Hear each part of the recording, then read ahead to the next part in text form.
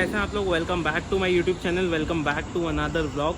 और बहुत दिनों के बाद एक और ट्रेन जर्नी आप सबके लिए। तो आज की जर्नी अपनी होने वाली है 1126 ग्वालियर रतलाम इंटरसिटी एक्सप्रेस में, जो कि ग्वालियर से मंडे, ट्यूसडे और थर्सडे को छोड़ के बाकी वीक में सारे दिन शाम को 7:50 पे ग्वालियर से डिपार्ट करती है और आपको रतलाम अगले दिन सुबह 10:30 बजे के लगभग पहुंचा देती है। तो चलिए, मैं जैसी आया वैसे ही ट्रेन भी अराइव हो गई। तो अराइवल तो उतना अच्छे से नहीं दिखा पाया, बट इस ट्रेन में जर्नी करने का मोटिव जो अभी है वो ये है कि वैसे मैंने 10 महीने पहले सेम ट्रेन में जर्नी आपको दिखाई थी, बट उस टाइम ये ट्रेन चलती थी ICF रैक के साथ। तो बेसिकली येलो रैक जो आपने देखा होगा उनके साथ। बट रिसेंटली 25 अगस्त को इसको LHB5 कर दिया गया है पूरा। तो मैं सोचा क्यों ना इसमें ट्रैवल किया जाए। और उस टाइम आपको स्लीपर क्लास में मैंने जर्नी दिखाई थी इंदौर से ग्वालियर की। बट आज अपन लोग ट्रैवल करने वाले हैं सेकंड AC में, और अपन लोग ट्रैवल करेंगे ग्वालियर से लेके इंदौर तक। चलिए, तो बोर्ड करते हैं ट्रेन को। अभी लगभग मान के चलिए 40 मिनट्स हैं अराइवल डिपार्चर के लिए ट्रेन के। तो चलिए सामान रखते हैं। इंटीरियर दिखाता हूँ पहले मैं आपको, क्योंकि नए कोचेस ऐड हुए हैं। कैसा क्या इंटीरियर है, बाकी बातें आगे करते हैं। चलिए, तो ऐसा रैक अपन को देखने को मिल जाता है। सेकंड AC है, लेकिन ये कंपैरेटिवली स्पेस थोड़ा कम है। A2 कोच है अपना, तो ये थोड़ा पुराना कोच है। तो 2 ही स्विचेस मिलते हैं यहाँ पे, वरना आजकल रिसेंट में तो चारों को एक एक स्विच दिया जाता है। बाकी रीडिंग लैंप आपको मिल जाता है और लाइटिंग भी बढ़िया है। मेरी जो सीट है वो है साइड अपर, जो मैंने आपको बताया नहीं, साइड अपर है, बट उस पर भी रखा हुआ है पूरा सामान। मैं दिखाता हूँ, ये देखिए पूरा नीचे से लेकर ऊपर तक रखा हुआ है उस पर सामान। तो चलिए, ये था ऐसा इंटीरियर। बहुत गर्मी हो रही है और ट्रेन जैसी जैसी मैं आया हूँ प्लेटफॉर्म पे वैसी ट्रेन आ गई, तो अराइवल नहीं हुआ उसका। बाकी चलिए बाहर चलते हैं। ऐसा इंटीरियर है, यही बस कैबिन खाली था, बाकी सारा फुल हो चुका है ग्वालियर से। चलिए, तो बाहर चलते हैं, बात करते हैं। चलिए, तो मैं आ गया था बिल्कुल फ्रंट में, और अपन को यहाँ से लेके जाने वाला है वेब 4। और वैसे ज़्यादा आगे आने की ज़रूरत नहीं पड़ी, क्योंकि सबसे आगे ही अपना कोच है। कोच कंपोजिशन में आपको बता दूं तो पहले भी इसमें 1 first AC, 2 second AC, 3 third AC हुआ करते थे, और वही कॉन्फ़िगरेशन है।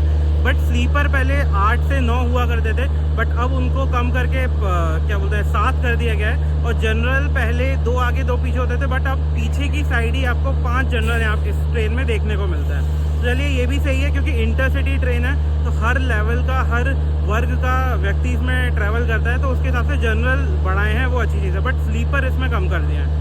तो चलिए, और पहले अभी रिसेंटली मतलब मान के चलिए मैंने 19 अगस्त को इसमें ट्रैवल किया था सेकंड AC में, जब वो HA1 कोच होता था ICF का, और उसमें 6 लोगों के लिए, मतलब एक पूरे कैबिन के लिए सिर्फ एक चार्जिंग पॉइंट होता था, और वॉशरूम्स भी उसी लेवल के थे। बट 25 अगस्त को इसको चेंज कर दिया गया है, LHB हो गई है। तो बहुत अच्छा है, कंफर्ट है, स्पीड भी ट्रेन की बढ़ती है, और मेनली कंफर्ट सबसे मेन चीज़ है, वो आपको LHB ट्रेन में देखने को मिल जाता है। चलिए, तो वेब 4 यहाँ से ले जाने वाला है। और पूरी जर्नी में आपको रूट बता दूं तो आपको पता ही है, ग्वालियर से मतलब शिवपुरी, गुना होते हुए, मक्सी होते हुए, उज्जैन होते हुए अपन लोग इंदौर जाएंगे, और इंदौर से फिर रतलाम के लिए आगे जाती है। मेनली ये ट्रेन ना, मतलब मैं बताऊं तो ग्वालियर से इंदौर के पैसेंजर्स के लिए ही चलती है।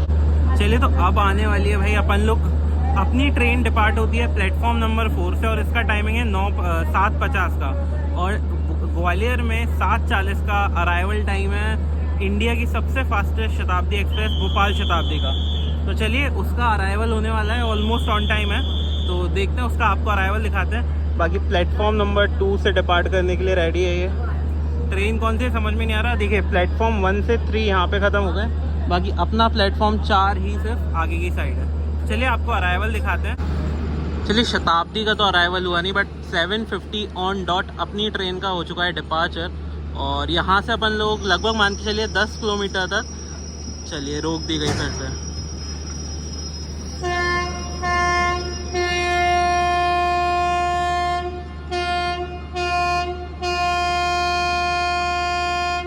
चलिए, तो एज यूजुअल इस ट्रेन के साथ हमेशा ही होता है, चेन पुलिंग हो चुकी है।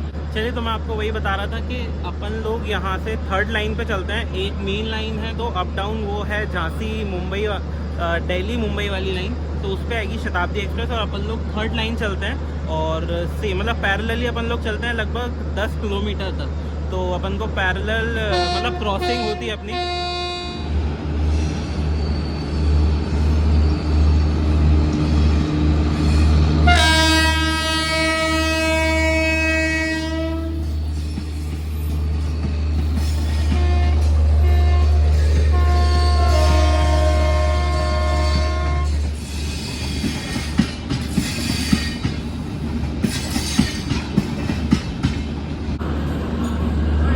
चलिए तो फाइनली 10 मिनट बाद अपनी ट्रेन का डिपार्चर।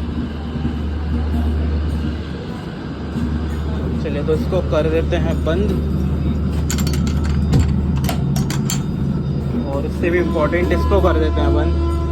आजकल वैसे तो हर रात के टाइम गेट ओपन नहीं रहने चाहिए, बट आजकल ग्वालियर में बहुत ज़्यादा ही हो रहा है, मतलब पत्थरबाजी बहुत ज़्यादा होती है। और जहाँ तक है वंदे भारत और शताब्दी में सबसे ज़्यादा करी जाती है। तो अभी अपन हेडशॉट हो सकते हैं, क्योंकि अपन को वो नहीं दिखेंगे, लेकिन उन्हें अपन बहुत क्लियरली देखेंगे। चलिए तो अब चलते हैं अंदर। ऑलमोस्ट 10 मिनट मान के चलिए लेट अपना डिपार्चर हुआ है, 2 बार चेन पुलिंग हो चुकी है। चलिए तो अंदर चलते हैं।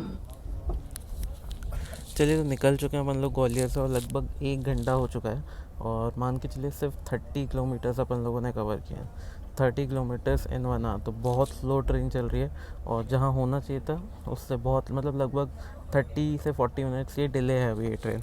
बाकी अपनी साइड अपर थी, मैंने आपको बताया ही था। तो पर्सनल जो प्राइवेसी रहती है वो बेस्ट सेकंड एसी में मेरे को साइड अपर में मिलती है, क्योंकि कोई रोक टोक नहीं, लेकिन स्पेस सबसे कम रहता है। ये देखिए पूरा मैं फिक्स हो चुका हूँ, उन सीटों पे सबसे ज़्यादा स्पेस रहता है सेकंड एसी में। ये इसका नेगेटिव है, बट प्राइवेसी सबसे सही इसमें ही रहती है।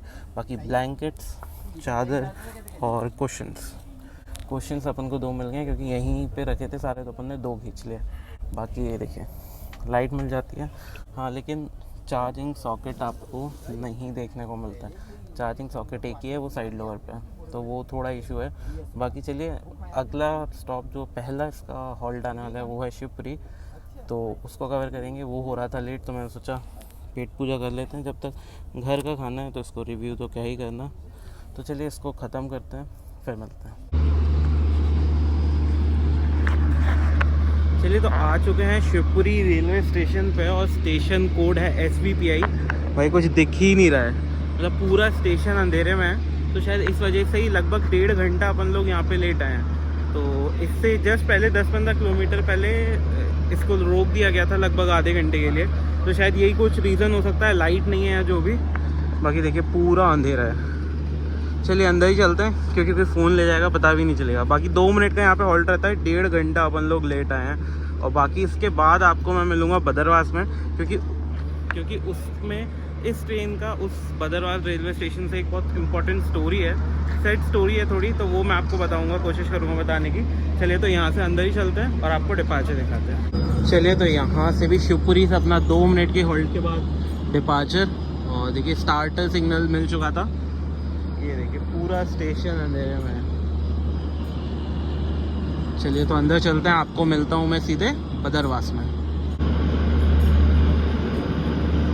चलिए तो आ चुके हैं बदरवास रेलवे स्टेशन पे, और वैसे तो बहुत छोटा रेलवे स्टेशन है, लेकिन इस ट्रेन के लिए ये एक हिस्ट्री, मतलब हिस्ट्री में इसका नाम है। तो वो क्यों है वो मैं आपको बताता हूँ। देखिए जर्नल एक साइड लगाने का रीज़न यही है, मतलब दिक्कत यही है कि देखिए सबको दौड़ के जाना पड़ता है। बाकी मैं आपको स्टोरी बता दूं, 2008 में इस ट्रेन को स्टार्ट किया गया था, और 2010 में 21 सितंबर के दिन, जब ये जैसे ग्वालियर से इंदौर जा रही है, जो ट्रेन इंदौर से ग्वालियर इंटरसिटी सेम आ रही थी, उसका शेड्यूल्ड हॉल्ट था 5 बजे का बदरवास पे, और उस टाइम वो आ गई थी।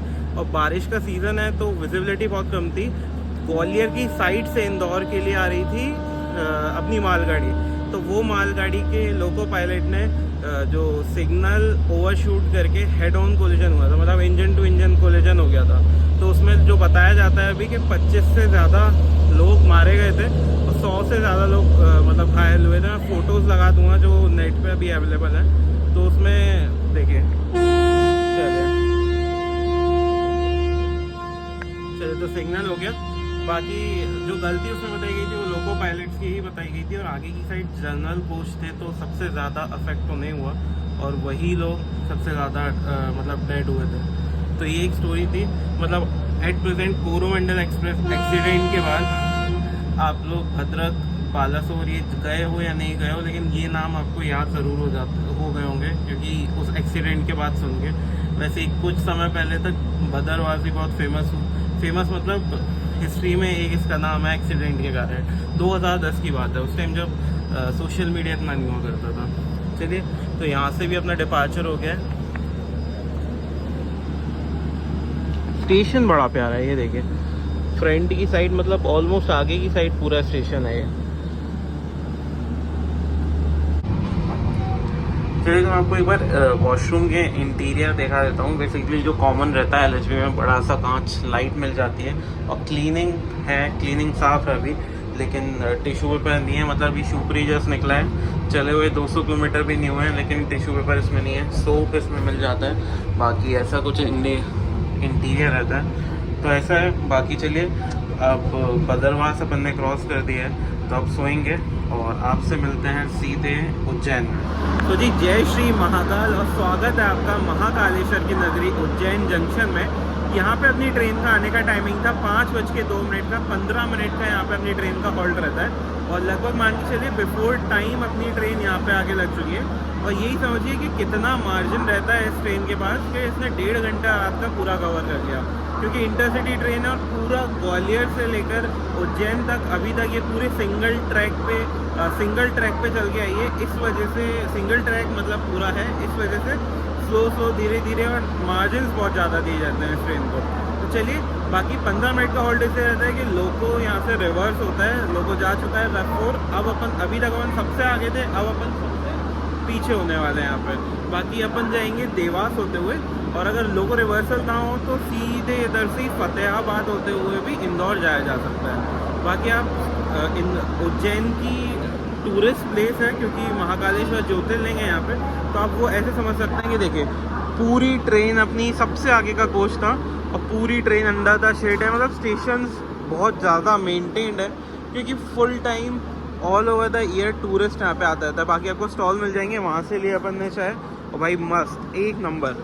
मतलब मैं क्योंकि इंदौर रहा हूँ, इसलिए मुझे पता है आपको उज्जैन अगर कभी भी आ रहे हैं आप, तो आप चाय, खाना, नाश्ता कुछ भी ले सकते हैं, आपको सबसे बेहतरीन ही मिलेगा। चलिए, तो बस अब यहाँ से तो देवास अगला हॉल्ट रहेगा, उसके बाद अपन अपनी जर्नी कंप्लीट करेंगे इंदौर जंक्शन की। चलिए, तो टाइम से लगभग 10 से 15 मिनट डिले के साथ अपन लोग निकल चुके हैं उज्जैन जंक्शन से, और अभी तक अपन सबसे आगे थे, मान के चलिए अब सबसे लास्ट हो चुके हैं।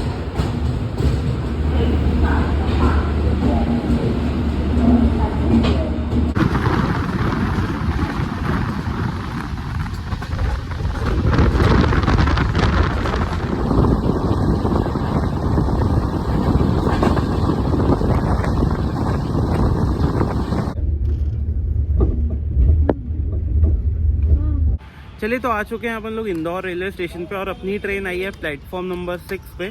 5 और 6 प्लेटफॉर्म जो है इंदौर के, वो थोड़े आगे को हैं, 1 to 4 पीछे रहता है। तो ये देखिए, ये है अपनी ट्रेन।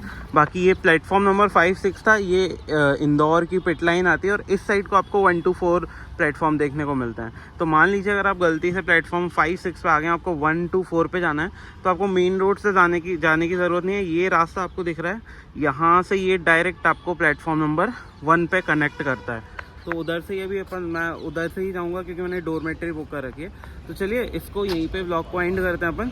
और बाकी जर्नी LHV होने के कारण बहुत ही शानदार रही। मतलब ICF इसका बहुत पुराना रैक हो चुका था, इसे मेंटेन भी नहीं था। तो चलिए एंड करते हैं ब्लॉग को। आपको ब्लॉग कैसा लगा? ब्लॉग अच्छा लगा हो तो लाइक, सब्सक्राइब और शेयर। चलिए, बाय बाय।